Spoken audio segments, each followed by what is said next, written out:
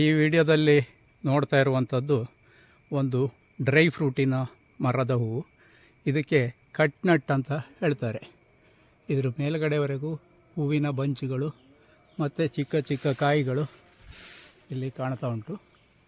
ಇದು cut nut ಅಂತ ಹೇಳ್ಕೊಂಡು ಇದರ ಹೂವು ನೋಡಿ, ಇದು ಹೇಗಿದೆ ಅಂತ ಹೇಳಿದ್ರೆ ಪರ್ಷಿಯನ್ ಕ್ಯಾಟ್ ಇದ್ದಾವಲ್ಲ ಅದರ ಬಾಲಗಳು ಹೇಗಿರುತ್ತೆ ಅದೇ ರೀತಿ ಇರುವಂಥದ್ದು. ಇದು ನೋಡಿ ಇಲ್ಲಿ ಇದು ಒಂದು ಡ್ರೈ ಫ್ರೂಟು. ಇದರ ಕಾಯಿ ಹಣ್ಣಾಗಿ ಸ್ವಲ್ಪ ಕಲ್ಲರು, ಕಾಫಿ ಕಲ್ಲರು ಅಥವಾ ಚಾಕ್ಲೇಟ್ ಕಲ್ಲರಿಗೆ ತಿರುಗಿದವಾಗ ಕೆಳಗೆ ಬಿದ್ದು ಹೋಗ್ತದೆ. ಅದನ್ನು ತೆಗೆದು ಅದರ ಮೇಲ್ಮೈಯನ್ನು ತೆಗೆದು ಅದರ ಒಳಗಡೆ ಇರೋ ಪಲ್ಪನ್ನು ಇದು ಮಾಡ್ತಾರೆ. ಯಾವುದು ಉಪ್ಪಿನೊಂದಿಗೆ ಬಾಣಲೆಯಲ್ಲಿ ಹಾಕಿ ಹುರಿದು ತಿನ್ನಲಿಕ್ಕೆ ಚೆನ್ನಾಗಿರುವಂಥ ಡ್ರೈ ಫ್ರೂಟ್ ಇದು ಕಟ್ ನಟ್ ಅಂಥೇಳಿ. ಇದ್ರ ಗಿಡ ನೋಡಲಿಕ್ಕೆ ಭಾಳ ಚಂದ.